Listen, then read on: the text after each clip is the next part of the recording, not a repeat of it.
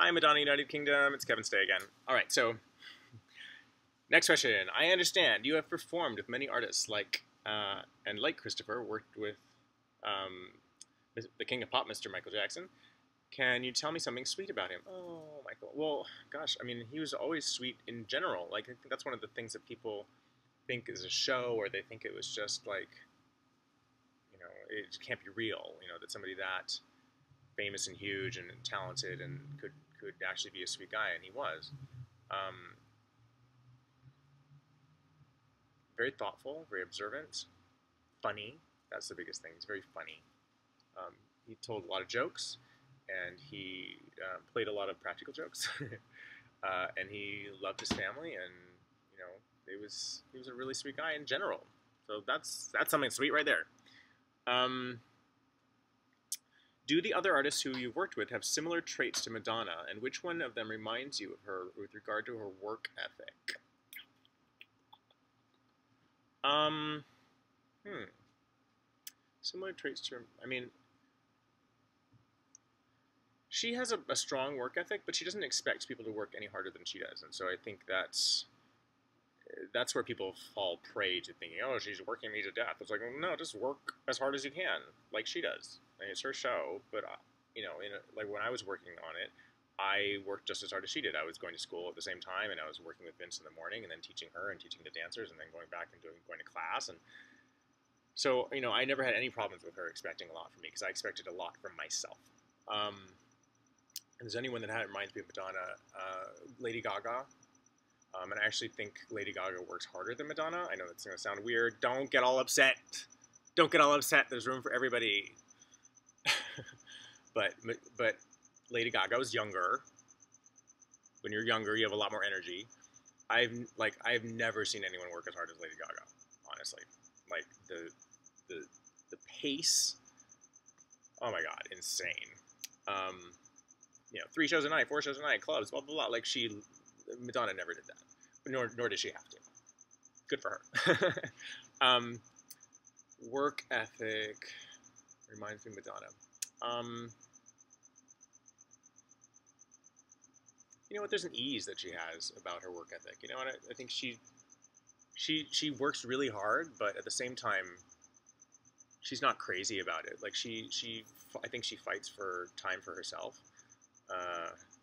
time for like to be a real person. Like that's why she would jog through the park. That's why she jogs through the hills by herself. That's why she would, we would go shopping. That's why we would, I don't think, I think she tempered her work ethic with humanity. I think that's unique to Madonna. I think some people just get caught up in the craziness and the scene of it all. And, I guess it would be Gaga, but they're different. Gaga's a bit obsessed. I don't think Madonna is as obsessed as Gaga. You have performed in movies, been a model, and I've watched you sing. I'm sure this may come as a surprise to some, but you actually have a beautiful voice and have presence. Well, fake. Aw.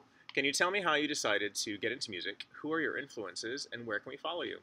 www.thatrogueromeo.com or iTunes. Look up that Rogue Romeo, or anywhere really. Just do a search. How did I decide to get into music? At the beginning of the tour, the guy who signed Madonna to Sire actually was there in the audience, and Madonna said, "If you want a record album, you got one. He loves you." I was like, "Really? I don't think I want a record deal." But soon after, I actually started working with New World on Star Search. At one Star Search, we sang 2 of our songs. We signed with Capitol to do a little workout deal sort of thing. We did some tracks with one of MC Hammer's producers, and we were working on it. I had no idea what that meant to be a singer, but it sort of opened. It was like it came as an opportunity. And then when I got to Italy, I started singing on this TV show there because it was in Italian, and I speak and sang English, so they let me sing. I had a recording deal out there, which I never got to release anything. And then I let it go.